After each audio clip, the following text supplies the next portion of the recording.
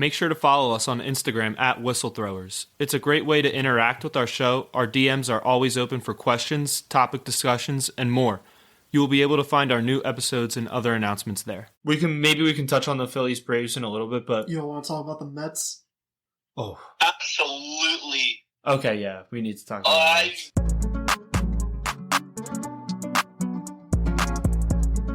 Thanks for tuning back to the Whistle Throwers podcast. This is Jack Mubarak, joined by Jack Slaymaker.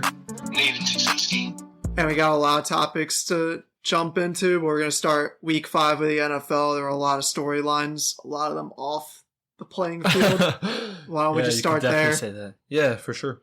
It's a little sad that this moment is overshadowing the great Monday night game, but obviously what we're talking about is Davante Adams shoving the cameraman on his way to the tunnel. I just feel like this moment is completely blown out of proportion, like most things are in today's world. I just think it was a poor judgment Yanks decision at the end of the day. I think it was a poor judgment by Davante Adams, but I don't think he's a bad guy or anything. Like, I still think Davante Adams is a good person and stuff. You know, he just had one bad moment, and it's like, I don't know. If he apologized for it, and let's see if he actually owns up to the consequences, but I don't know. This got blown out of proportion. I'm going to play devil's advocate here. I kind of understand him getting defensive if someone ran in front of him holding something, like, in his line of view, and, like, obviously he may be thinking that it may have been hostile, so he pushed him, but we don't know that, so... I mean, this is what happened, though, was the cameraman was just trying to run to the other side of the tunnel for that angle of the pictures. Yeah, but... And it's like, he wasn't running in front of Davante Adams to take a picture of him. Like, he just ran at the worst time. Like, it was... I mean, he made a bad judgment, but it's like, you don't just shove someone down for that, you know? Mm-hmm. Like, you just politely ask them to move or, you know, whatever. I mean, the guy was going to run right by him anyway. Like, there was just no reason to shove him. I mean, there just wasn't. Yeah, I think part of it, too, is just Adams' frustration with how the game went, the fact that they were up 17-0, the fact they lost. I think that definitely played a part. Mm-hmm. Definitely not in the right way. He definitely should not have done that. But that was sort of the one thing that we haven't mentioned yet. I'm also interested to see if he gets suspended, fined, what is the consequence for what happened. Yeah. I don't know if he should be suspended. Do you think he should? No, he should get like a hefty fine. I know he's going to get fined like out of the NFL. Right. Because the guy filed a police report and everything. Yeah. So I think the NFL should just find him hefty money and just let this situation get handled externally with like whatever the guy in the police report. Yeah, right, yeah. It is what it is, yeah. Yeah, no, I agree that it should probably just be a fine, but also you can't have... Because the thing is, a camera guy, he's getting paid by the NFL. You can't just push an NFL employee out of the way. Like, that's not okay in any circumstance, much less pushing him to the ground, so... Yeah, right. Yeah, so while we're on the subject, let's talk about the actual spectacle, which was the game. It was, I mean, a Chiefs masterclass. They moved their way up and down the field. I mean, it was definitely a very slow start because the Raiders jumped out 17-0 on them. But they needed that break in the locker room, and then once they came out in the second half, it was an absolute Andy Reid, Patrick Mahomes masterclass. The Raiders just could not stop them. And, like, what the Raiders did in the first half, I don't know if it was schematic. I don't know if the Raiders' scheme was what caused the Chiefs to have issues. And I think that showed in the second half because the Chiefs just kind of were shooting themselves in the foot. They cleaned up their mistakes, and they really allowed Patrick Mahomes to do his thing more because, I mean, a lot of receivers got involved. Like, Kelsey had 7 catches. I know McCole Hardman had 4 catches. Clyde Edwards-Helaire had a couple. Sky Moore had 2 catches. Like, they were spreading the ball all around to their core. And I think that we should focus on the end of the game a little bit because the Chiefs scored the touchdown, right, to go up 30-23. Why don't you just kick the extra point there instead of going for 2? Confused about that as because, well. like, I understand he wants to because the game will be put away, but, like, You don't trust your that's defense big- enough? You don't trust your defense enough to stop a 2-point... I don't know. That was just kind of bizarre. Well, and there was also the fact that they did end up stopping them. Right, yeah. So, like, why risk it with the 2-point? Yeah, no, I totally understand. Like, I get wanting to go for 2 because then you're up by 3 with a field goal. But your defense made the stop in the end. And really, like, it's just more stressful, honestly, than it had to be. Yeah. And then on the Raiders, I understand the thought process to go for 2 there because you don't want to go to OT, but in my opinion, they should have done it. I think that they should have taken the extra point there and gone to overtime. What do you think about that, Ian and Jack? We're just seeing a lot of like questionable play calling this season, like, and it's not even all from Nathaniel Hackett anymore. Like everyone's just kind of mimicking him at this point. But yeah. I don't think they should have went for 2. Like they should have trusted their defense. But we talked a lot about this concept of ending like the game now as opposed to later when Sean was on the show. And you guys all kind of led onto that fence, and I was kind of more on the trust the defense, Right. take the easy points. But it's very situational. But in this case, and like most cases when it's been attempted this season, it bit the team in the ass. Right, yeah. And I agree with you that it is situational. That's a good way to put it. The other thing that's interesting, yes, it's situational. When the Chiefs did it, it was 7:25 left in the game. Right. Yeah, when that was... the Ravens did it, it was around the 2-minute warning, so that actually makes a little bit of sense. And when the Raiders did it, it was around the 2:58, so that also makes a little bit of sense, especially because the Chiefs just missed their 2-point conversion. So now you actually have a chance to take advantage of that. Mm-hmm.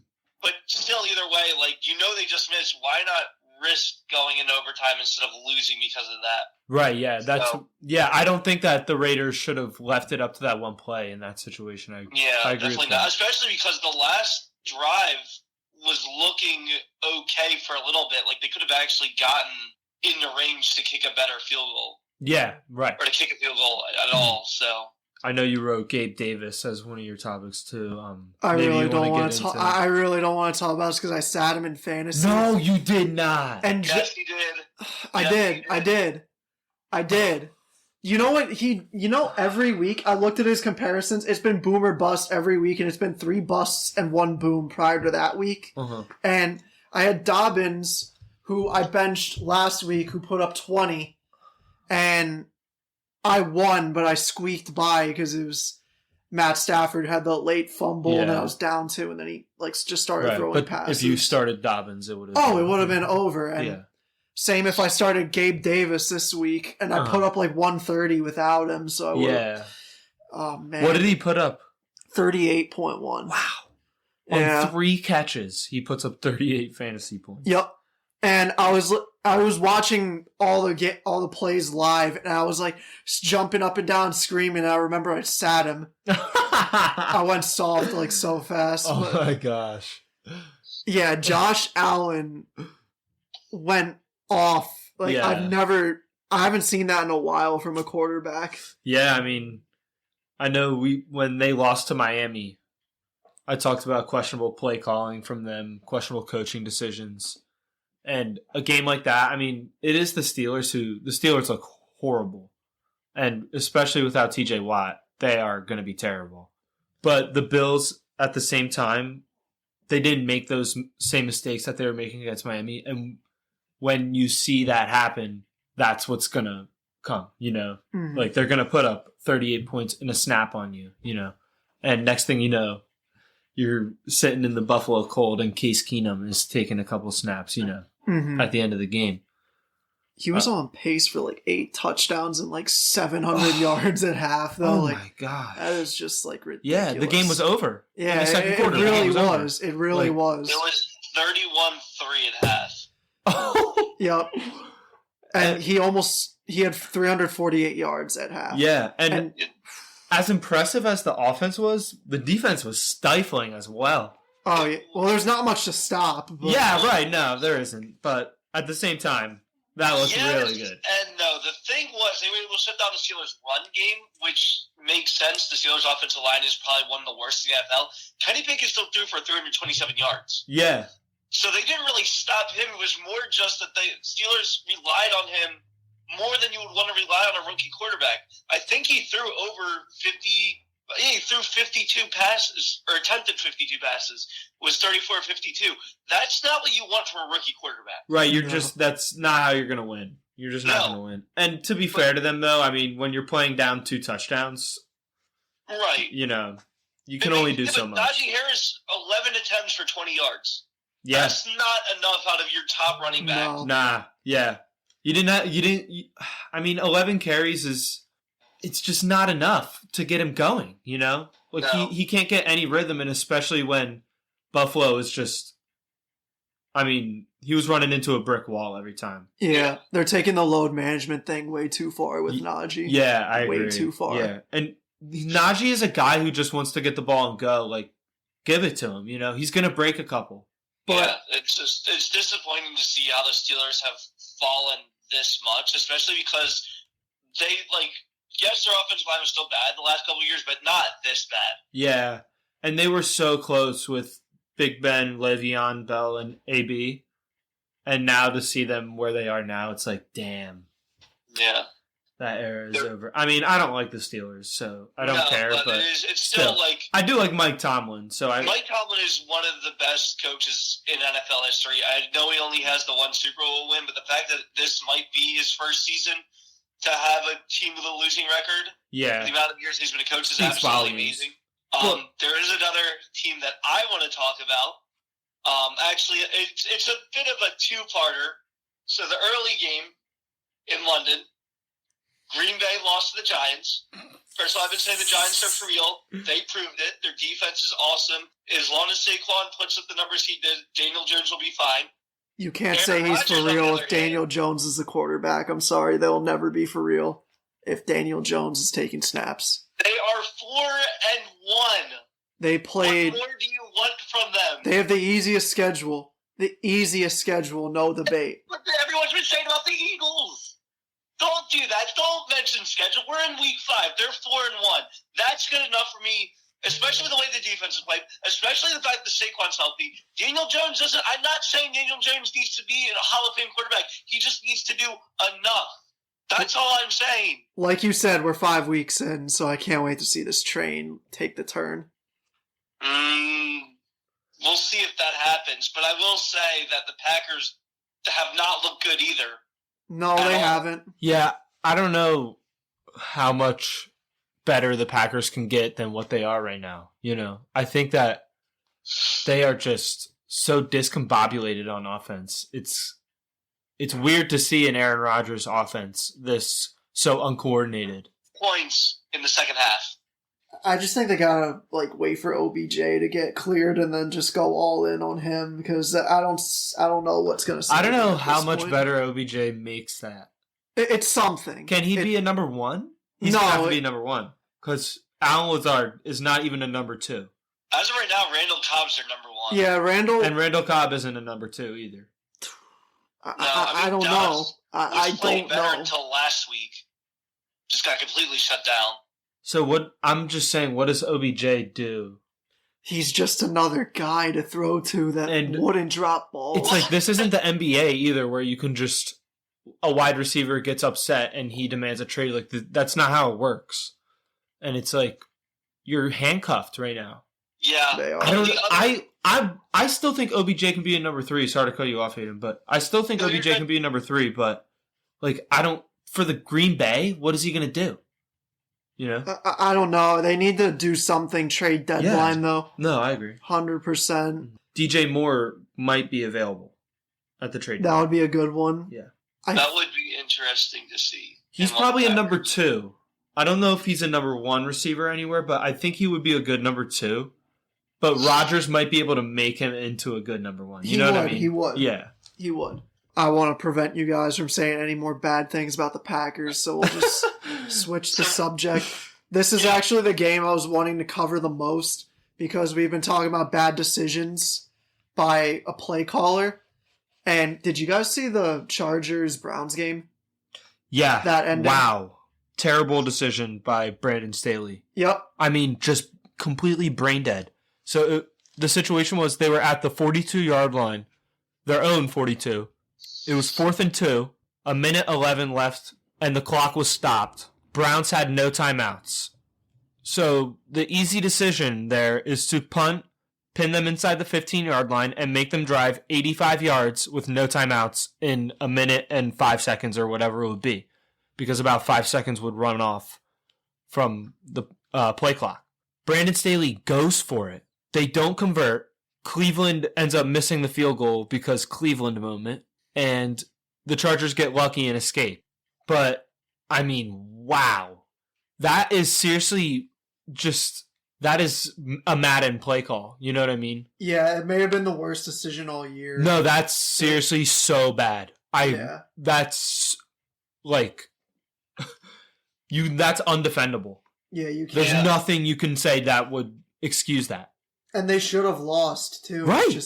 They handed them the game. They did. He literally handed them a win. Yeah. And they just Cleveland it. Mm-hmm. You know? Yeah, and I remember episode 1, Aiden, you were talking about the chance that Jacoby Brissett just plays out of his mind after last game. That is not fucking happening. Deshaun Watson is playing week 12. And that was a long shot to begin with. It was just something to mention, but yeah, no. That was the nail in the coffin, though, that week. Yeah. He's not going to play as soon as Watson comes back. Oh, yeah, right. No, definitely not. But I will also say, on the whole for this season, it feels like coaches are being way more aggressive for some reason, but like unnecessarily aggressive. Yeah. And I don't know quite what's happened because it just doesn't make any sense. And it's not like these are all first-time coaches either. Andy Reid's been in the league for since 2000. So this is like his 23rd season. 24th, maybe started in 99. Either way, he's been in the league for over 20 years. There's no reason for make the decision he did.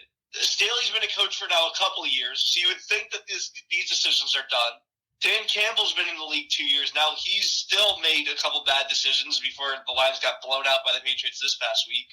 So I just don't know what's up with these coaches being so aggressive. It's definitely a trend. I blame Hackett.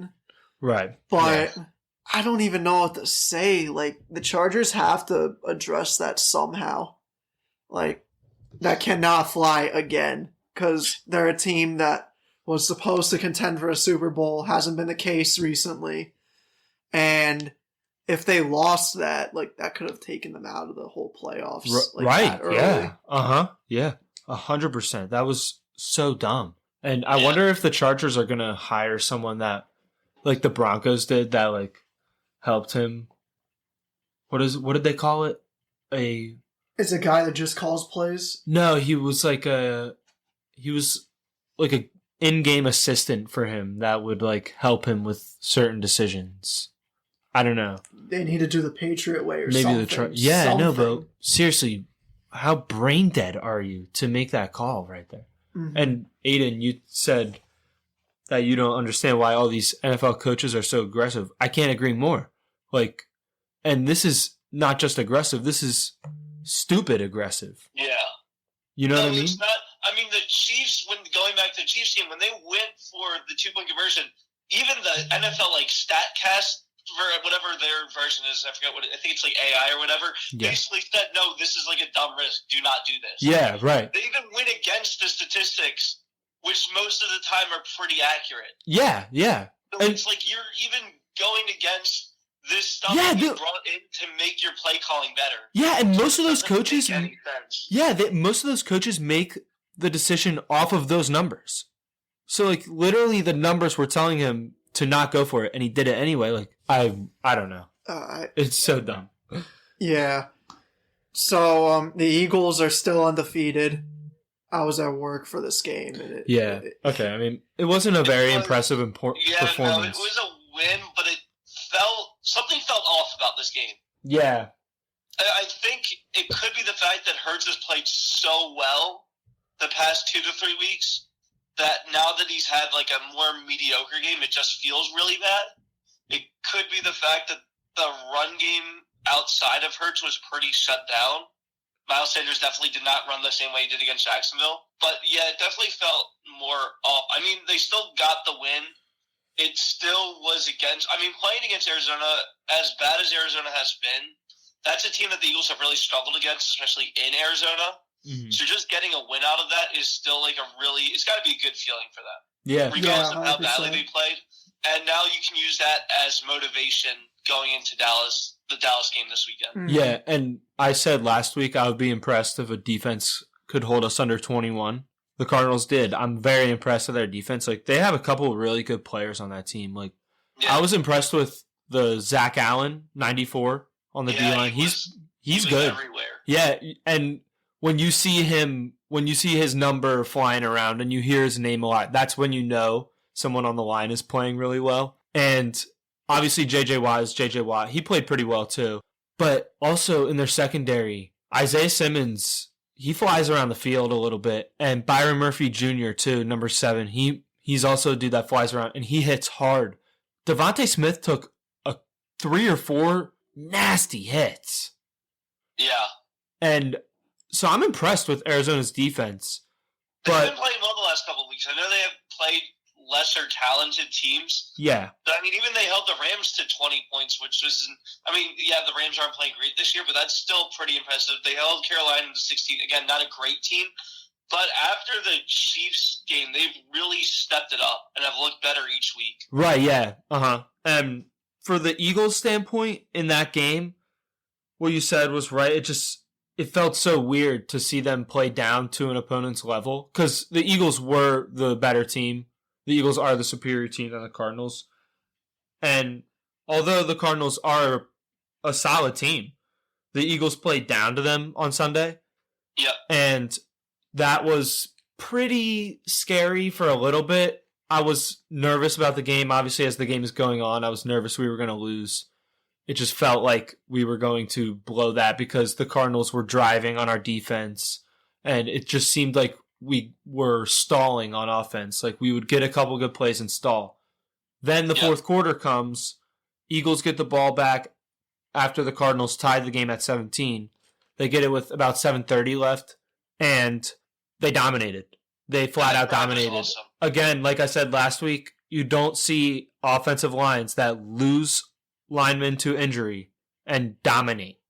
They don't skip a beat. And that's what happened. The Eagles dominated on that drive. I think it was a 12 or 13 play drive, and 11 of them were runs. They passed the ball 2 times. That's for sure. Both of them were completions to Goddard. By Goddard reminded me almost of the Ertz Super Bowl one on 3rd or 4th down, whatever it was, when they had that huge conversion. Yeah. It just the way that he ran, the way he caught the ball, it just brought back that memory to me. The other reason the Eagles won, though, was because of another stupid play. This time not by a coach, but by a player. Kyler Murray's slide on 3rd and 7 got about a yard away from the first down, spiked the ball in 4th and 1. When he could have gotten a half more yard, would have gotten the first, could have spiked it, then would have had 2nd down. A shot or 2, gotten the ball out of bounds, they would have easily tied that game. Yeah, right. You know what I'm saying, Aiden? He didn't do his homework. I mean, but the thing was, before that, he was tearing up the Eagles' defense. Yeah, he played well. I don't know if it's because they haven't faced a mobile quarterback like that yet, but he just made them look slow. Yeah, there was no pass rush. Prepared.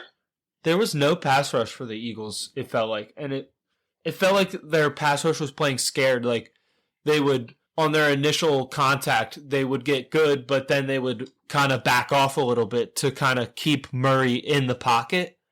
Yeah. And I don't know if that's the way the Eagles can win.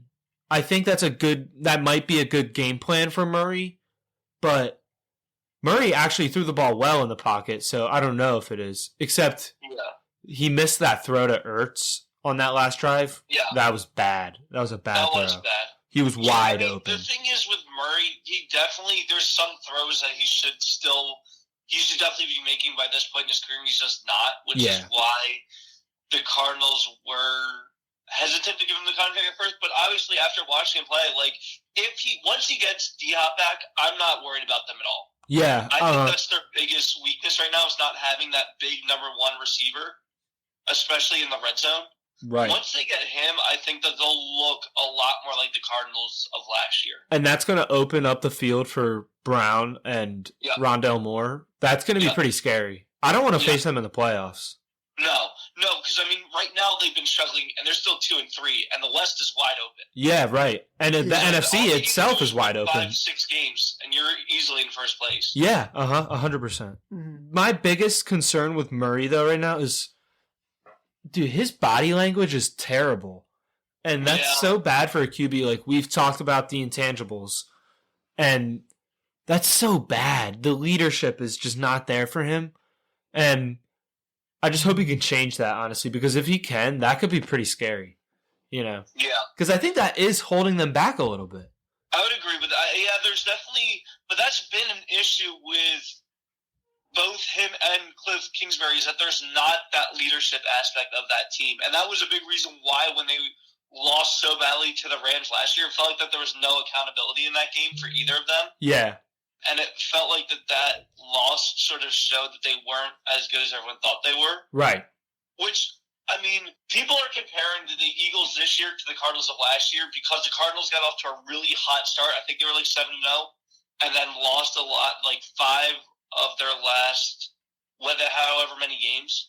I guess they finished 5-5 after that. Right, yeah, because they started 7-0. So, but the difference I would say between those two teams is we have Jalen Hurts, who is going to hold the team accountable. Yep. I'm not really worried if the Eagles start losing a few games. Yep. I'm not either. I feel like that they could still right the ship in the right direction. Right. And I'm also not worried about the Eagles team as a team. I'm not worried about their heads getting too big because Jalen Hurts is a guy who is so even keel. So even when they're winning a lot and he's playing really well, he's not going to get super high off of that, And I feel like Murray is a guy who will flaunt that, Yeah. Well, the difference, and you said super high, even Hurts doesn't get super low either. Right. Even after he got blown out by Dallas last year, the first time they played them, he basically was like, all right, we're just going to get back to work now. Yeah, right. It was basically, and it might rub certain fans the wrong way, especially very emotional fans, but to me, that is exactly what you need in a leadership guy. Yeah. You need someone that's going to be calm presence that's going to, like I said, put the ship in the right direction. Murray is very emotional. He gets very high emotionally, very low emotionally. And that's an issue when you have a guy at an important position like quarterback. Right. I completely agree. So the other team I wanted to talk about after mentioning the Packers is the team who's in first place in the NFC North. Jack, can you tell me who that is right now? We beat them 38-7 in the game that mattered, and we beat them. Okay, so this year we beat them 24-7 in their worst game that they played this year. And by the way, they are only a game, we'll say 2 games because the Eagles are in the tiebreaker against them. The Vikings, which everyone said was, for me, crazy to pick them to finish top of the NFC, are now the second best team in the NFC and have looked really good outside the Eagles game. For how long, though? For how long? For how long will they stay that way? Okay, and again, this was my whole thing about predicting them to finish top of the NFC the first time. What team besides them and the Eagles have looked actually solid who are in first place right now? Because the Cowboys and Giants have looked pretty solid to me as well, but they're second and third. So the Vikings winning their division automatically would become one of the top 4 seeds. I can't say you're wrong there. And that was my whole point of picking them, because the 49ers are 3-2. I wouldn't pick them to finish the second seed. Right. The Seahawks are now 2-3, I think, right? Yeah. And lost in a really bad game to the Saints. Yeah. So I wouldn't pick them. And then you look at the South. Yeah, the Buccaneers won, and they're 3-2, but they beat the Falcons, who should not even be on the same level as them when you look at roster wise. Yep. And so the Vikings this was what I said about them, is that they have the most complete roster out of any team outside the NFC East, who now it's decided to become the best division in football by far. Yeah, funny how things work out. Yeah, I know. This is...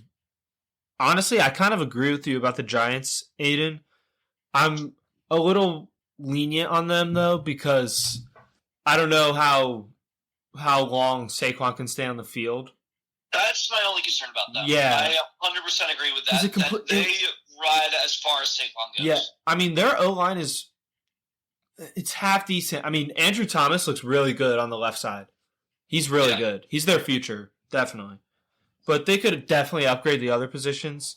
So, yeah, if Saquon goes down and you lose that, that's going to be huge for them. What you could say that about a lot of teams, though, obviously. So, like, I would agree with that, but not to the same extent that one guy does to your team. That's true, yeah.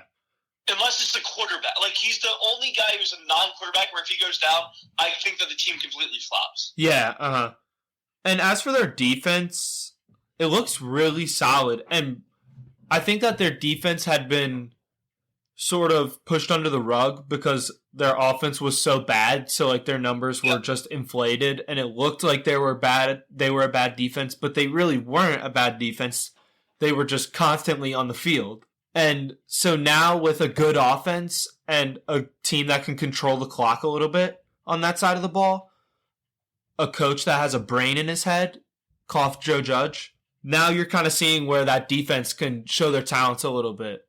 So I'm still confident the Eagles will go 2-0 against them. I'm still confident in that. I'm not scared of them in that sense. But I do think that they're a solid team building for the future. Yeah, the only reason, this is what scares me about the NFC East teams when you combine the Eagles, Cowboys, and Giants, is that they always compete against each other. Right. It's almost like in college football when it comes to in conference games, in division games, record gets thrown out the window. Mm-hmm. Especially in a conference with as many rivalries as the NFC East, I don't ever look at record. But Aiden, I'll jump in and say this real quick because I pray a Giants fan is listening and hears me say this. The Eagles since 2000 are like 26-3 against the Giants or something like that. I know, and that I'm not scared of them. They don't scare me. That team sucks. But this is what I 100% agree with you, and I know that stat as well. We have dominated the Giants since 2000.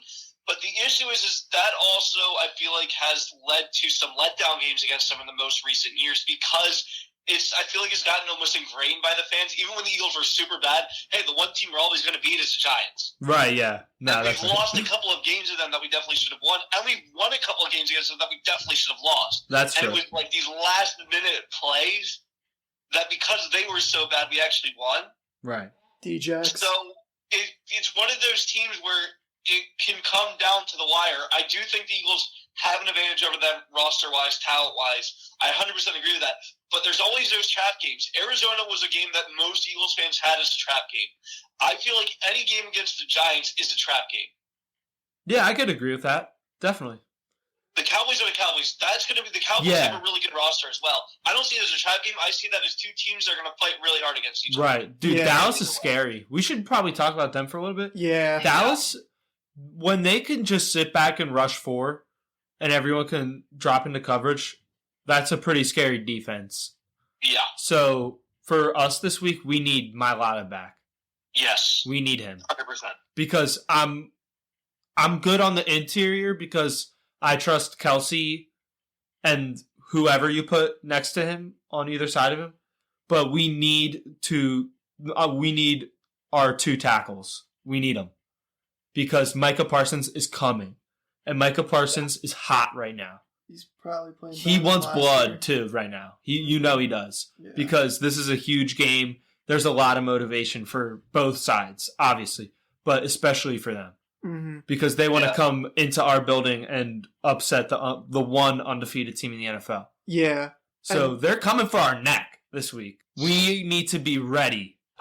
One more thing, Nick Sirianni, I don't want any antics this week. I love Nick Sirianni. I love when he wears the shirts, but please, no bulletin material this week like he did last year when he wore the Beat Dallas shirt. Like, none of that, dude. We can't have that this week. No. Yeah. Especially because this game's going to be at the Link on Sunday night. Right. Like, this is a game that should be circled by every NFL fan to watch to see, first of all, how real the Eagles are. Second of all, how good Dallas is. Right. Because I know that people are still saying, oh, yeah, Cooper Rush is not really going to be that guy. First of all, he's 5-0 as a starter. I don't care who they played. If you're 5-0 as a starter in your first 5 games, you've got something going for you. Second of all, the Cowboys are the only team that hasn't allowed 20 points in any game. The most they allowed was 19 to the Buccaneers in a game they lost 19-3, so they had basically no offense going for them, and still held the Tampa Bay, who was considered one of the best offensive last year, to a very small amount of points. Mm-hmm. So they are a very for real defense, and it's going to be interesting to see what schemes the Eagles can come up with offensively to beat that. Yeah, I agree. And just recapping the game against the Rams, this was kind of the game that made me realize that, the Rams kind of suck and the Cowboys are kind of good.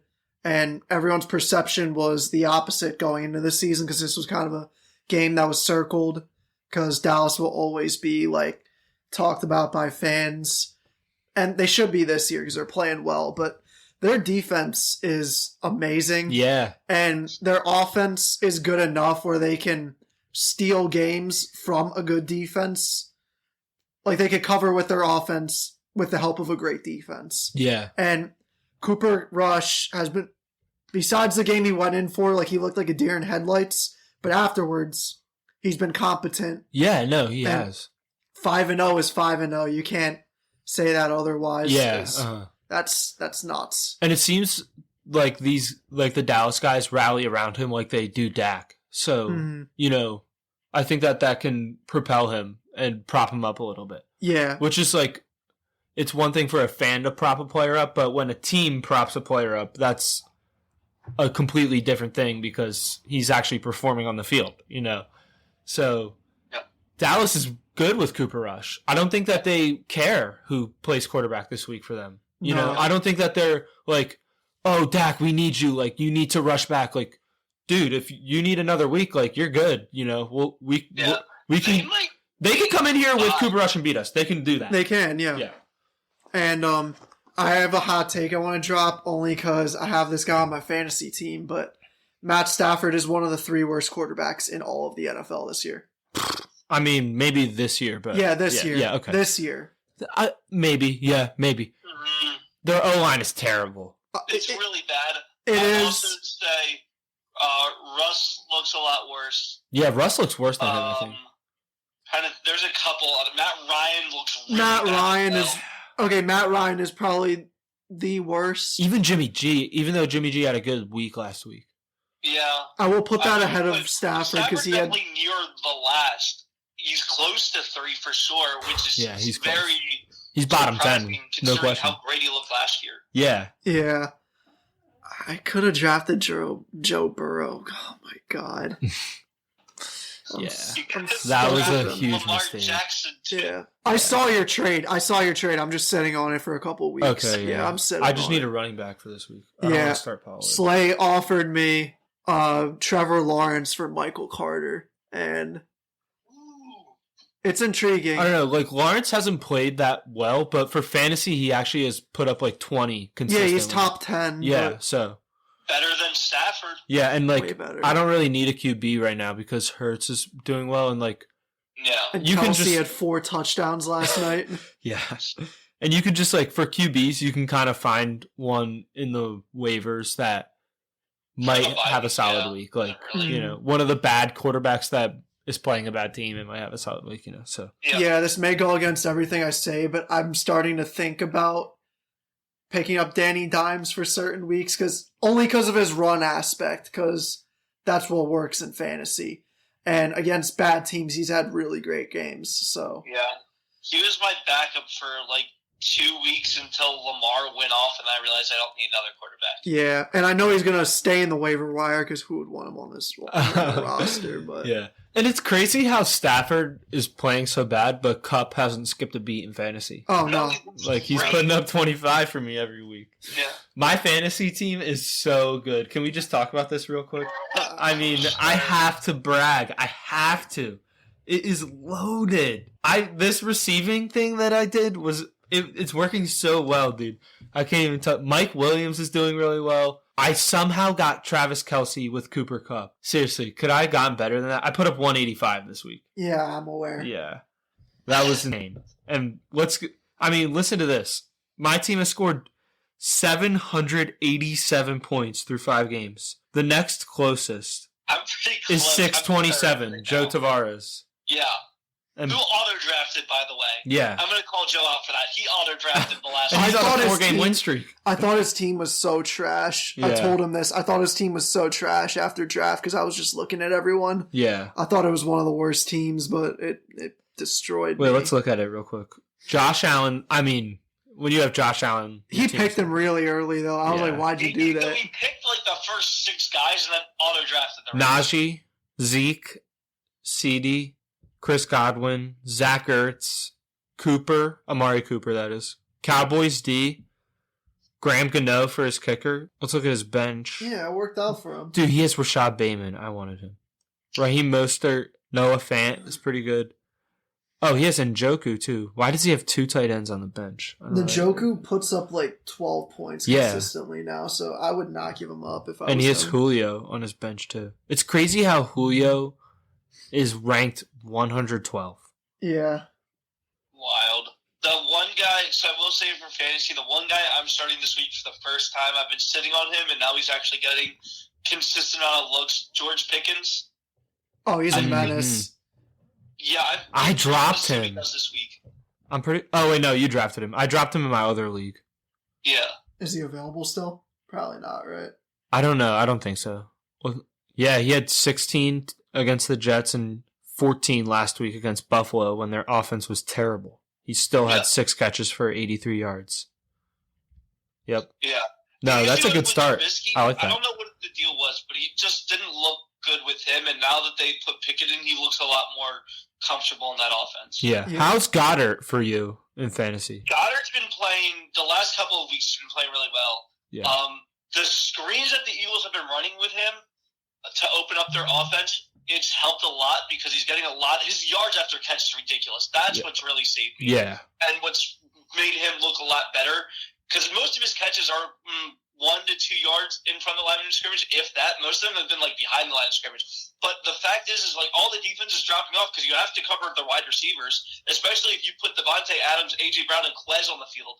So you have to cover all these fast guys, and you can throw Goddard underneath, which they did a couple of times on Sunday. So that helped a lot. Yeah. And how's Terry McLaurin for you, too? I want to ask him.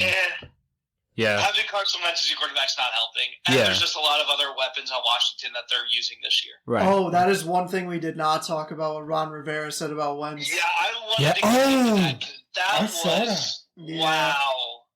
I thought it was... Is he wrong, though? He's not wrong, but I thought it was premature as hell. Yeah. I don't agree. I don't think he should have said that. No, That he was really shouldn't bad. have. No. And you know Wentz isn't going to take that well either. Yeah, right. Wentz is going to cry, this dude. is what I said after he said that. Yeah, that's going to go really well because we all know Carson Wentz is a really fine ego.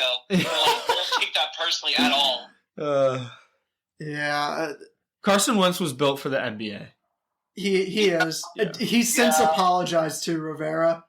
He did apologize. I don't know. That's what I think that is what Ben Simmons thought Doc Rivers said about him. Yeah, no, I That's agree. Literally, but Doc didn't say that. No, not at all. That bluntly, no. Yeah, that's how he interpreted it. That was so. And the thing was, he said it and then almost walked it back right away. Yeah. But it's sort of the why even say it in the first place? Because he basically is it's the quarterback. And then he asks, is the quarterback really that bad? And he's like, no, I mean, Wentz is fine for the most part. He's made a couple bad mistakes, but it's not really all on him. But then it's why would you answer that right away then? Right. He didn't even take a second to think about it. Right, yeah. And so that's definitely, there's been issues that he definitely has with Wentz. I don't know what they are, because I don't think it's just on the field anymore. To answer it that quickly, because Wentz hasn't looked that bad. No, he hasn't. Great on the last series of the game that he played for Washington, but he didn't lose them the game completely. He had good numbers against Tennessee. Yeah. Yeah, that's what I'm saying. The last 3 plays were atrocious against Tennessee to lose. I'll give him that. Yeah. But I feel there's some other locker room stuff, what we heard about Wentz in the past. That's got to be my only feeling to give an answer to that quickly with how well they're. I guess not well, but the fact that Wentz has put up the numbers he has to give an answer that fast, there's got to be other issues. Yeah. I want to put up a quick fantasy thought. I told you guys about Derrick Henry. How's he doing? He had 27 points. 2 touchdowns? 2 touchdowns. I told you, and I said this in one of the earlier podcast episodes, no one talked about JT until Henry went out, and I haven't heard anything about JT since Henry's been in. It's his league. He was hurt. I know, but still, even before. It's Henry's league when he's healthy. Yeah. I do want to point out that Dalvin Cook also put up 26 this week. So he's going to miss 6 games, though, like he does every year, though. Oh, and how many's Henry going to miss? Well, 1, considering the bye. Yeah, he's durable. I'm not worried about him. Oh, he is. Okay. Yeah. Maybe. So we'll transition to the MLB. Wild card series is going on right now. I don't know if you heard me and Slay having a side convo, but if someone on the Yankees... Josh Donaldson. Yeah, Donaldson. He got tagged out because I thought that the batter hit a home run. He thought the batter hit a home run, so he just started running around the bases. I don't even know what actually happened. Yeah, this is what happened. So Donaldson hits one to right. Yankees short porch. It hits off the top of the porch and off the wall. I'm sorry, and the right fielder catches it like immediately off the wall. And Donaldson thought he hit a home run because like a fan reached for it but missed, so it just ricocheted off the wall. And wait, he touched it, and that's no, the fan did not touch it. Okay, yeah, the fan did not touch it. They missed completely. And so Donaldson is starting to jog, but the Indians know that this is not a home run because it hit off the wall. They get the relay back in quickly, and they get Donaldson in a short rundown, tag him out. Obviously, everyone is confused. Fans boo. But yes, it was the right call. They replayed it. It hit off the top of the wall. Donaldson just had a poor reaction to it. I mean, it was just a bad luck moment. There wasn't much he could do. It looked like a home run, like Jack said.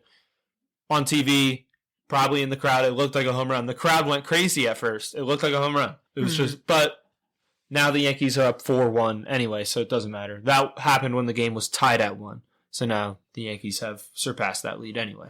Yeah, and let's just talk about the Phillies right now. Yeah, no, wow. What a game, first off. I mean, that was just an entertaining playoff game because the Phillies were putting up runs, not only like home runs, the way it happens a lot today, but the Phillies played a lot of small ball today, and they had a lot of timely hits, a lot of 2-out hits. I think off of Max Fried alone, the Phillies were 5 for 7 with 2 outs. And I know you've been really down on Castellanos and Hoskins, but they did chip in today. Maybe not Hoskins. Hoskins is... He had a hit, though. Hoskins had a hit, and he was 1 for 20... He is currently, right now, 1 for his last 26. He was 0 for 25 going into the top of the 8th inning. Yeah. So, Hoskins sucks. But Castellanos, yeah. I mean, Castellanos has a huge chip on his shoulder right now, and he has, it's a really, weird moment for him because he had such a bad regular season. And, I mean, it wasn't necessarily bad. It was just for his standard, it was bad. He was battling injury too a lot of the regular season. So he is in a really weird position now where he can just completely flip that.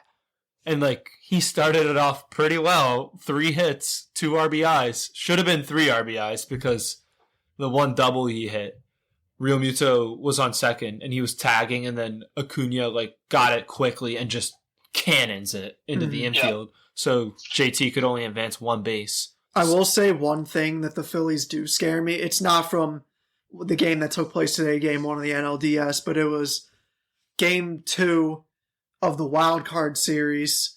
Obviously, Nola pitched a masterclass. Yeah. And Bryce hit a clutch home run. Yeah. But other than that, there was we had 4 hits. 3 guys left on third. Yeah, right, yeah. And no, I completely agree with you. Yeah, we do that a lot. It wasn't even a 2-out scenario. It was 0, 1 out. Sack fly would have brought any of them in. No, that was pretty uncharacteristic today to hit with 2 outs and hit with runners in scoring position. Yeah. You're right. Mm-hmm. Yeah. And we can't do that against the Braves even this season because they are one of the top 3 teams in the league. Yeah. Maybe. Mm-hmm. And it's just scary to see us play really well against the Braves, but really bad against the Cardinals and still come out only because the Cardinals, Paul Goldschmidt did not show up at all that series. Yeah, neither did Arenado. I was going to say Arenado didn't as well, and they're relying on Yadier Molina and Albert Pujols, who, as great as they were not. I mean, the fact that you had Molina batting with he was the last out in game 2, right? Mm-hmm. Yeah. I just don't understand why you wouldn't pinch hit him at that point. Yeah, I agree. Like, what's he going to do? Get a single so then he drives in the runner from second, so it's like 2-1? Yeah. And then you're still down to 2 outs? Why not bring in someone who could hit the game-winning home run at that point? Yeah, because Yachty has 4 home runs on the season. Yeah. So he is no threat. Batting like around 200. So yeah, he was at the Mendoza line. Sense for me other than a ceremonial standpoint, but you're in the playoffs at this point. If that's all you're going for, then why even compete? Yeah, then you're not doing it right. You're just flat out not doing it. Especially as the team that was the higher seed and won your division. It just made no sense. Yeah. I just, honestly, I don't think the Cardinals were that good. I really don't. They had the easiest schedule in the MLB. The Central sucked. Yeah, that was horrible. To be honest, when you're playing, most of your games are against the Cubs, Pirates, and Reds. Yeah. And even when you look at the NL East, you're playing against your 2 worst teams. You have the Nationals, but even the Marlins weren't that bad. Yeah, no. And then you have, even Mets and Braves and Phillies had 2 bloodbaths. Yeah. You'd have to be a sucker to pick them over the World Series last episode. In fact, the Brewers, who were playing the Cubs, Pirates, and Reds, couldn't make it past the Phillies. It's just, it's shocking how the talent disparity amongst the best teams in baseball and even the middle to the worst ones. Yeah, no, I completely agree, and that's such a problem for the MLB right now. I feel because a huge reason why the NFL is the best league in the world is because the gap between the best team and the worst team is so small. Yeah, the worst team can beat the best team on any given Sunday. Yeah, because it's just. That's what it is. It's any given Sunday. That's, that there's a reason that's a saying. And for the MLB, I completely agree with you. The middle of the road teams and the bottom teams, it's almost like they have no chance against these good teams. And even look at a team like the Phillies, who played the Nationals when they played the Nationals this year. That was the only reason they made it in the playoffs. They were 16-3 against the Nationals. Yeah, that's the only reason. And those games weren't even close. You're then only have 71 wins. Yeah. Mm-hmm. And the thing is, and this is just going to be interesting next year because this is what the NFL does, is they play a balanced schedule almost. I mean, not quite because you're not playing every single AFC team, but now that they're going with a balanced schedule and getting rid of a lot of divisional games, that might help the talent disparity and might make teams a lot more even. Yeah. Mm-hmm. So I think that's something to look out for. The other team, they unfortunately lost today on a really heartbreaking walk-off. The Mariners completely destroyed the Blue Jays. Yeah, wow. That was pretty impressive. I mean, obviously game 1, Mariners just controlled that throughout. Yeah. But the comeback was so impressive in game 2. Yeah. In that environment too, I'll always say this, Toronto has one of the best MLB playoff crowds. Oh, absolutely. And for Seattle to come back in that environment, that was really impressive. I'm really disappointed in Toronto, though. They had a good lineup. They had a good pitching staff. I'm disappointed in them. I think they took the Mariners a little bit for granted. I don't know why exactly they would. Yeah. Because, when you look at the Mariners and the Astros, the 2 teams that are above everyone else by far are the Astros and Dodgers. Yeah. The Mariners needed to win this game, especially because they were up game 1 against the Astros. In fact, they let that 3-run homer absolutely destroys their chances. I feel like even if you win 1 game before you go back to Seattle, you need to be up 1-0 in this series. Yeah. To have a chance. But when you look at the Mariners, they still finished really close to 90 wins again. They finished 90 wins last year. I think they finished 89 this year. So you're looking at a team that's been pretty consistent the last 2 years. So, yeah, I just don't know what the Blue Jays were playing like, but it felt weird for me to be watching them just basically go in oh, yeah, we're going to play our best baseball right now. We play in one of the best divisions in baseball. We still made it this far in the playoffs as the second wild card seed that's or the best wild card seed is a non-division winner, and just to choke like that is just really sad. Yeah. I completely agree. And then I want to get your thoughts on the NLDS's too. We can touch on the Phillies Braves in a little bit, but you don't want to talk about the Mets? Oh, absolutely. Okay, yeah, we need to talk about it. Quickly. Yeah, that was... Nah, not quickly. We need to talk about this in its full extent.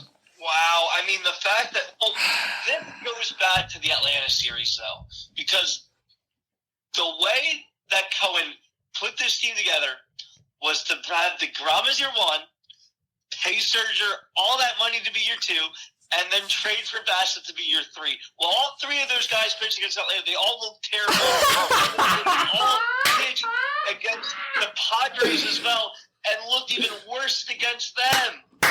I mean, it's just like, okay, so you're going to pay all these guys Yankee money, and they look like the same old Mets. It's just, what is this franchise? I don't know.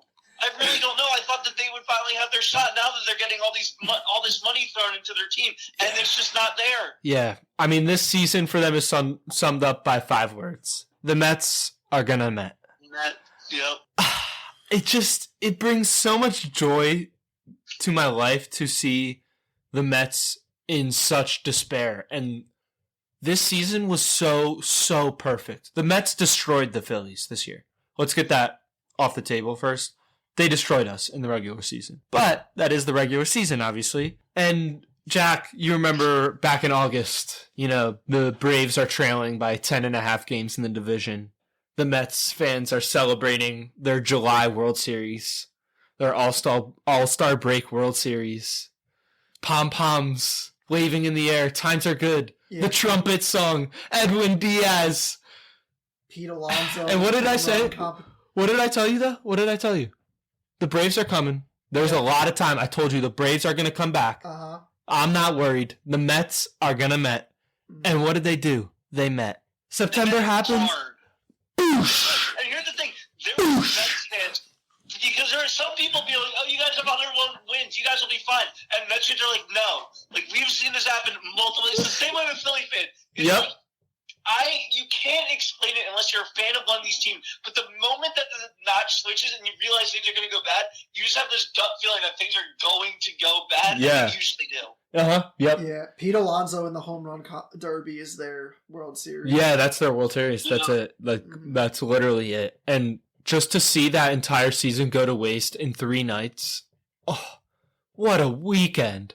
What a weekend. The Phillies sweep. The Eagles beat the Cardinals to go to 5-0, and the Mets lose at home with Max Scherzer on the mound and Chris Bassett on the mound.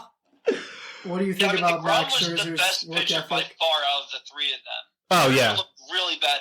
Bassett looked like he shouldn't even be in the rotation. Right. He pitched Sunday. I mean, dude, even Scherzer, he got shelled. No, it just doesn't. I don't know. Like, I get he's older. Yeah. And also, he looked fine the whole regular season up until the Atlanta series. And in fact, the whole team looked fine until the Atlanta series. Yeah. And then it's like the moment they lost the division, they're like, yep, our season's done. Yeah, right, yeah. That's the whole point of the expanded playoffs, is that your season is not done and you have an extra chance. Yeah, and even if the playoffs weren't expanded, you were still going to get in with the one wild card or 2 wild card. Oh, my gosh. I'm just glad I'm not a Mets fan. That's all. I am so happy I'm not a Mets fan. Yeah. And I'm so happy the Phillies got farther than them this year. Oh, yeah. Which looked like... The fact that they only got 87 wins, the Mets got 101 and we still passed them. Yeah. And, like, even if we go on to win the World Series, you realize we still will be 1 win short of their win total for the entire year. Wow, I didn't even know that. Yeah, because 87 regular season wins, and then for us it would be 13 wins in the playoffs to win a World Series. Wow. 100. And we would have a trophy in our trophy case, and they would walk home with a first-round exit. But this is the whole thing about what's happened with the wild card. I mean, this is what the Nationals did. They were the last seed. They barely beat the Brewers in that crazy wild card game. Right. I forget who the left fielder was for the Brewers, or right fielder. The ball stuck underneath his glove for 3 runs. Yeah. Oh my and God. that propelled them to a World Series championship. Yeah. So, I mean, crazier things have happened, but this is the first time that it's happened for the Phillies. Because usually, for the Phillies to make it anywhere out of, like, an early playoff defeat, they go pretty far mostly every single time. Yeah, and Schwarber hasn't got going yet, so, like, No, he has not. No. If Harper can stay hot the way he is right now, if JT can, I mean, he didn't really play well today, but I'm not worried about him because he has been playing really well recently. Like, he played well against St. Louis. If Schwarber and Hoskins can just pick up the slack a little bit, just a little bit, this team has a chance. Like, they do have a shot. And the fact that Jose Alvarado is pitching so well out of the bullpen. Sir Anthony looked so good in 2 innings today. Brad Hand came in and shut the door in the 5th inning that Brogdon screwed up. Bellotti came in of relief of Ranger Suarez and got out of trouble.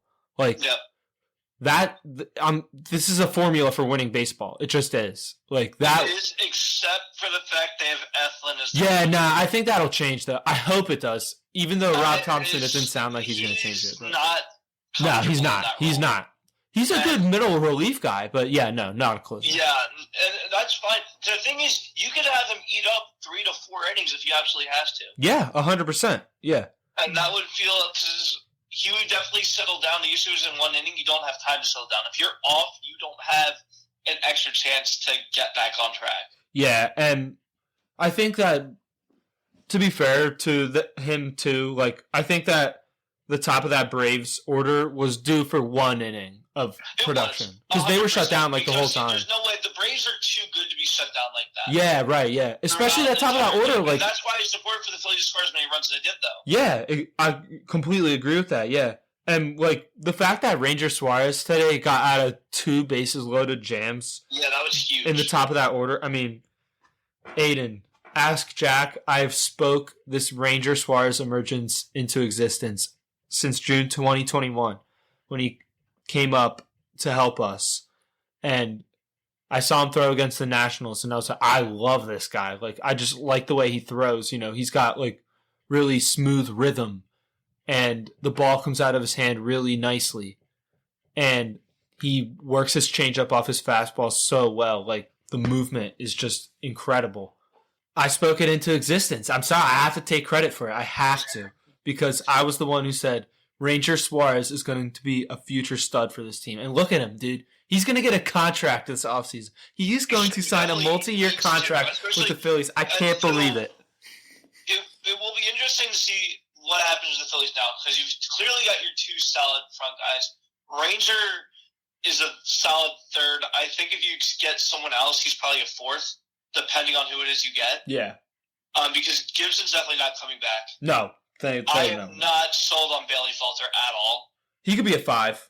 Yeah, if you absolutely ask me, I think if Eflin could be healthy, Eflin's your 3, Rangers 4, Bailey's your 5, as long as Bailey looks a lot more consistent. Because the thing with Bailey, at the end of the season, he looked great. I'll give him a lot of credit. He completely turned around. His ERA was like around 2-ish. He was 5-0 in 6 starts at one point. Yeah. But there was parts of the season where he just looked like a AAA pitcher. No, yeah, 100%. I know. And I get that he's young, and it's fine. But the thing is, the Phillies were making a playoff push this year, and it felt like they needed someone else besides this young guy. Granted, like I said, he did figure it out, so it ended up being okay. Yeah. But you just don't – if you have a team that you feel like can win now, there's certain guys you just have to let go for the sake of winning. Yeah, right. No, I agree. And, like, I think – Falter's like a notch above Vince Velasquez. But yeah, I think he's a lot better than that. I had to watch Vince Velasquez pitch for the White Sox. He's much better than Vince Velasquez. Oh, okay, yeah. Yeah, the issue, and like this is a tangent, so I'm sorry because it's way off track. The issue with Vince Velasquez is that he was a guy that was a contact pitcher who did not throw all that hard and left his contact way over the plate. Yeah. So when he allowed contact, it was mostly home runs. Yeah, right. So you can be like Ranger's a contact pitcher. The thing is, Ranger leaves everything down. So the worst that's going to happen to him is maybe a double, triple. Most of the time, it's like weaker singles. Yeah, right. So it's fine. You have to be a contact pitcher. You have to know how to pitch down. You have to know how to control the zone. Vince Velasquez had no control of the zone. Yeah. And that's the difference between, and that's the same thing with Falter, is Falter's learned to keep pitches down because when he was struggling, all of his pitches were high. Yeah, and those are the balls that were getting hit for home runs. So he's learned now to control that strike zone a little bit more. Yeah, and you saw like Ranger today, when he throws that fastball, you know he's keeping it like in the corners. You know, he's not coming over the plate because, like you said, Vince just left it over the plate. All the time. And that's what Falter's learning. He's still doing it. Yeah. He's the most atrocious thing. He's one of the worst pitchers to watch in all of baseball. No, I completely agree. I'm so glad we don't have to suffer through that. Yeah. Lucky for you guys, you don't have to watch them anymore. No, yeah, thank God. That's terrible that Vince Velasquez leaves your one team and just goes to your other team. He's on the White Sox. No, I was not. He started because of like an emergency issue, and I was like, oh, here we go again. And he was fine like for 2 innings, and then he allowed a home run. I was like, yeah, that's what he does. Yeah, that's what he does. The Vince Velasquez we all know. Yep. Mm-hmm.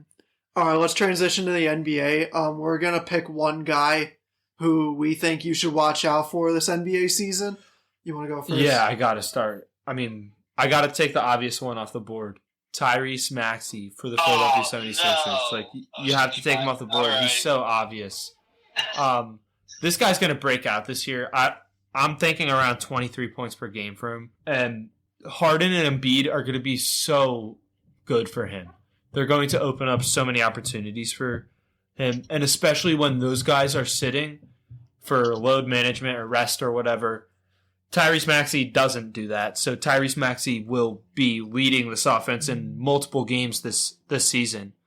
And I have confidence that Maxey will win us most of those games, even without Embiid and Harden. Obviously, in the playoffs, that's a different story.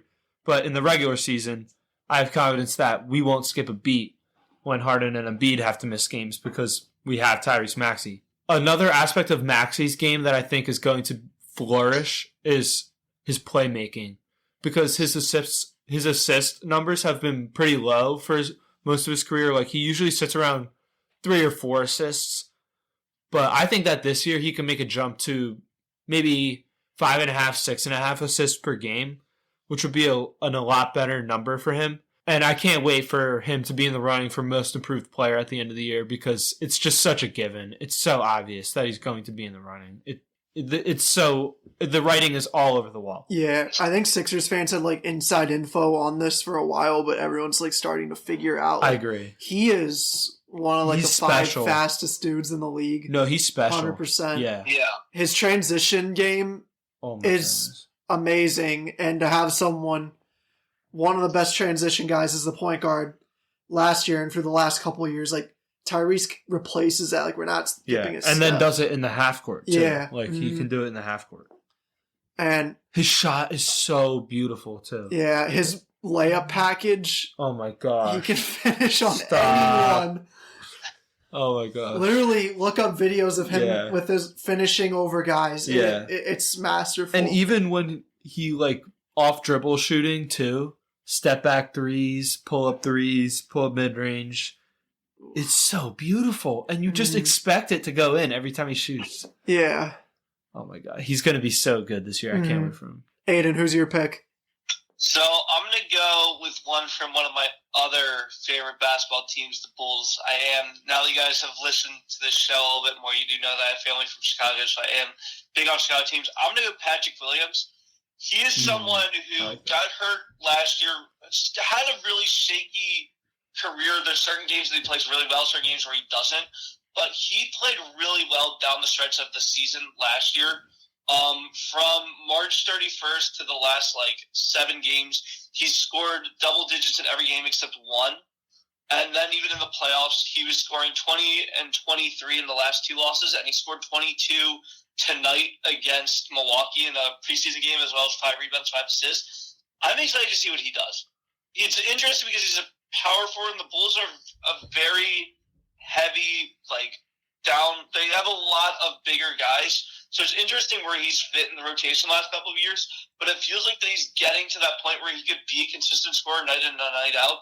And because the Bulls are going to be without Lonzo, they're not going to have the same guards that they had before last year. They're going to have to rely on a lot more of their forwards and centers. I could see him having a much bigger role this season as long as he stays healthy. Yeah, I love that pick, actually. That's a really solid pick. And he can do a lot for that team, too, because he's also an incredible defender. And that can open up so much for him too, because you're always going to have a place if you can defend. And like he can shoot the three pretty well too. So yeah, I think that bodes really well for his career. Yeah, I like that pick. That's a diamond in a rough pick. Yeah. I like how you factored in the Lonzo Ball thing. Is that role is definitely going to get expanded with him out. Yeah. He's missing like almost all of the season, right? They haven't really ruled it, but it's not looking good. Yeah, it's not looking good for him. Basically what Lonzo is saying is he still can't really do anything without feeling pain. And they're not, like, they know it's a leg injury. They're just not sure why the recovery is taking so long, which is very concerning for not only this season, but the rest of his career as well. Yeah. Gotcha. Do you have a pick? Yeah. This is a really big name. It's probably like a cheap pick, but I'm going Kawhi Leonard. He hasn't played all of last year, and even before that in his career, he's never really been known as a regular season guy and with load management, but I think him missing the whole season due to an actual injury will kind of lock him into the playoffs. Not even the playoffs, the regular season, with the addition of John Wall. I think it was a good pickup. Like, obviously, he's had a lot of durability issues, but even in Houston, before they shut him down for the second year, he was averaging 18, 19 on semi-efficient splits. Like, he still has it. And, no, he definitely does. And he's on a team that's going to compete. If healthy, it's very dependent on, obviously, Kawhi's health and PG's health. But I think Kawhi, like, for the first time in a while, like, has a reason to, like, go out there and try in the regular season. Yeah. And, like, they really got to compete in the West because, what were they, like a play-in team last year? Yeah, Clippers? They were. Yeah. I don't think they... Oh, yeah, they lost, though. Yeah. So they have a long way to go, and the West is... Oh, I think the West is way better than it was last year already because a lot of guys were out, obviously. But yeah, the West is wide open, and if you have Kawhi Leonard and Paul George, and you can't even not mention John Wall. That's a trio. Right? Yeah, I like that pick too. And like, it's an interesting pick because obviously Kawhi Leonard is a big name, but yeah, he's been slept on these past couple of years. Like, people forget that 2019 finals run, A, it was not a fluke, and B, it was probably the best individual championship run in sports history. Team sports history. I would say biggest, maybe, like, it's debatable for sports history. I'd say biggest definitely since Dirk. Oh, yeah. I was going to say since Dirk, but I want to put it like 100%. It could definitely be over because of the teams that he had to beat to get past. Yeah, and I think, like, even though that team around him, like, there were good players on that team. I'm not trying to discredit anyone, but was it a championship core? Like, no. I don't really think it was. I think that Kawhi Leonard made that. Yeah, he did. And not just, like, I think he literally put a square peg in a round hole. Like, just forced it in, and it fit. Yeah. Like... But what about this? If LeBron won in 2018, would you say that's the best individual? Yeah. Oh, 1,000,000,000%. Yeah. But it's not. I do think that was the best individual playoff run. Yeah. But when I say championship, you have to hold the trophy at the end. Yeah. Like, the fact that he put up a... The part about all those Cavaliers teams, besides the one that they won, which had a lot of amazing players on that team, was that you have to have a certain caliber of team to go up against the Golden State Warriors. Yeah. And that's still the case. Obviously, that's still the case after watching what they did last year. Yeah. And the Cavs, like, at a certain point, as almost inhuman as LeBron is on the basketball court, he was going to run into a team that could at least slow him down enough and shut everyone else down that was going to beat them. Yeah. And that's what happened. Mm. And in 2018, that game one, when he dropped 50, a 50-point triple-double and lost, like, that was so deflating for them. Like, I think that he just gave everything in that game, and he had nothing left in the tank after that. And obviously they got swept that year. But, yeah, that was an insane individual playoff run. I mean, he averaged close to Kawhi numbers, like, that whole playoff. Yeah. I think Kawhi's playoff run, he averaged 33 per game, which is incredible. like literally only Michael Jordan. It's like Kawhi Leonard and then followed by like 4 Michael Jordans and a LeBron James and a Kobe Bryant. Like, that's insane. So that playoff run, and he literally had to go through us, and he put up the most points in a playoff series ever against us. I really think we would have won the championship that year if he didn't make that shot, because we were going to win in overtime. But yeah, I think if he like played more in the regular season, Kawhi would easily be considered a top 20 player to ever play the game. Yeah, but like, the production hasn't been there the last couple of years. But I still think he has a lot of time still. Yeah, I think he still has like 7 years-ish left in the league. Probably like 5 at good level. Very productive ones if he can stay healthy. Right, yeah. It's all about the health. 7, but it's going to be sort of like what Vince Carter was at the end of his career, where he's more of a role player the last like 2 or 3. Yeah. All right, final topic for the night. It's about our best friend on this show. Steve Nash had some really interesting comments about Ben's role on the team. It's obviously through like all the videos of him shooting on Instagram. There was one in circulation today on October 11th of Ben at an outdoor court with the rest of the team. And he takes a shot like as the guys are like walking away from the net and just completely misses all net. Yeah. I mean, I don't know. I don't really take that seriously all that much, but I mean, it ironically is a reflection of what he is. He's a terrible half-court offensive player. He brings nothing to an offense. Like I said, he gives you transition. He does. That's great in the regular season. It's great. But then you get to the playoffs and the transition opportunities dwindle to about nothing, and you actually have to operate in a half-court set. What do you think about Nash's comments, though? He thought that Ben was going to be off to a really slow start. I mean, I wrote this down. I mean, this is just another organization enabling Ben and enabling his personality.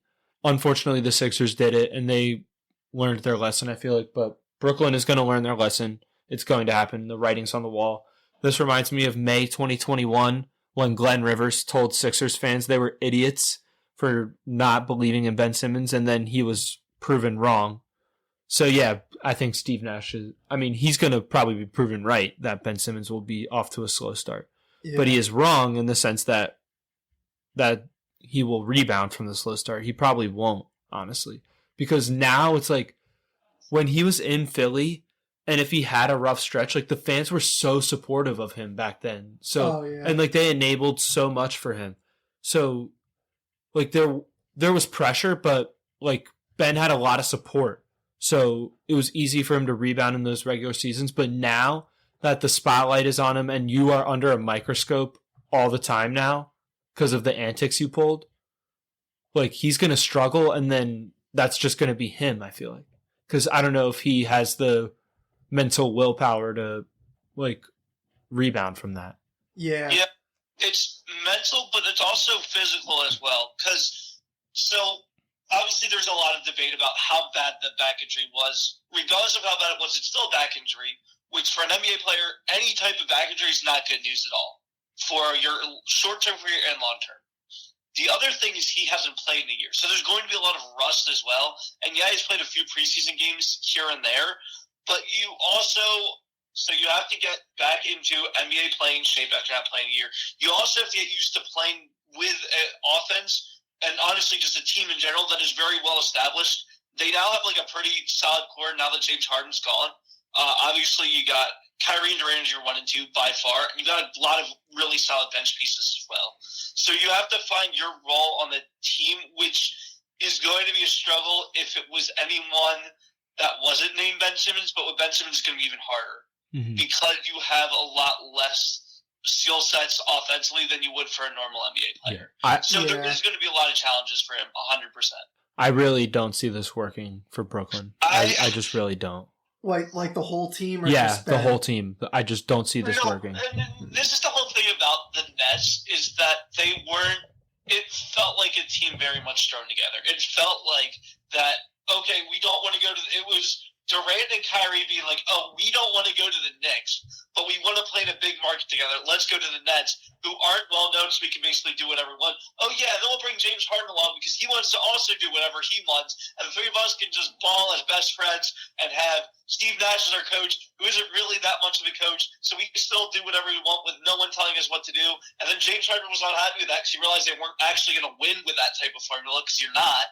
And I think that Durant realized you're not going to win with that formula, especially playing with someone like Kyrie, and then also throw Ben Simmons on top of it. So he wanted out too, and he can't leave. He's stuck. I think that Durant still definitely wants out. It was interesting because like I saw the ESPN article where they were talking about this whole thing, and they got Kevin Durant's input on all of it, and he just looks like he couldn't care less about Ben's feelings.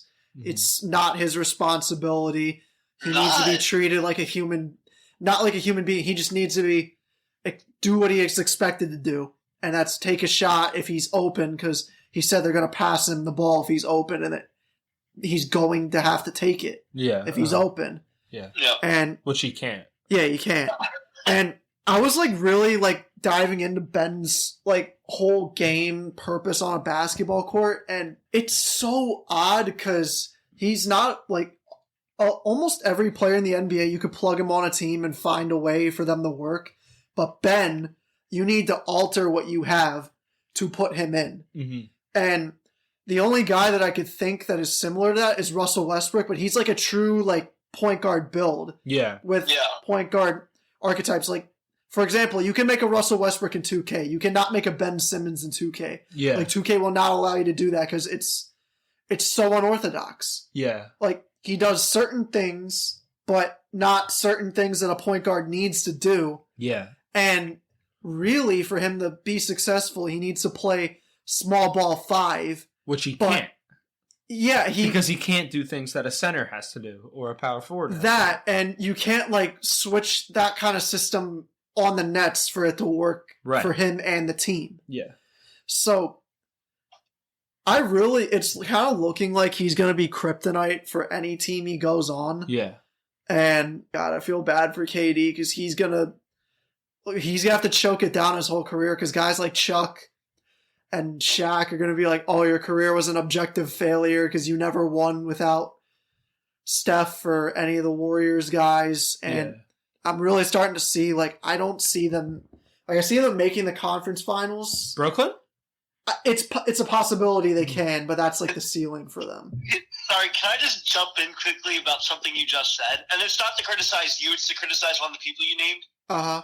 Did Shaq win any rings in Orlando? Just going to throw this out there. Yeah, he needed Kobe and Wade for his. 3 championships in a row? Yeah. The Lakers? Shaq loves to talk, though. He likes to... He does, like, put, like, his career and his era above our era, and I'm not saying he's wrong or right for that, but he is objectively right to criticize KD for that. Because he kind of avoided a lot of responsibility of being that guy on a franchise team. Yeah. And I'm not even knocking him, it's just...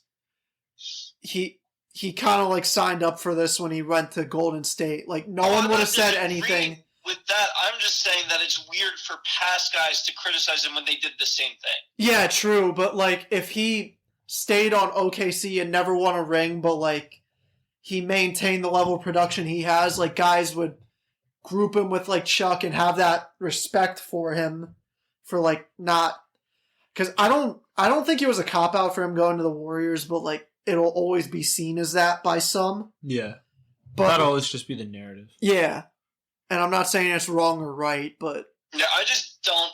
Chuck, I understand, because Chuck never won a ring, and he never really went to a team that was going to compete for one, where Shaq left a team that had a very young, established team to go to a more established team that was definitely going to win a championship in the next 3 years. Yeah. Mm-hmm. So, in conclusion, we still love Ben Simmons. Yes. Oh, yeah, he is our best friend. Yeah. I think that'll do it for today. Do you guys got anything? No? Alright, so that'll do it for this week. We drop new episodes every Saturday around 2 to 3 p.m. Eastern time, so make sure to check that out. Thanks for tuning in. See you next week.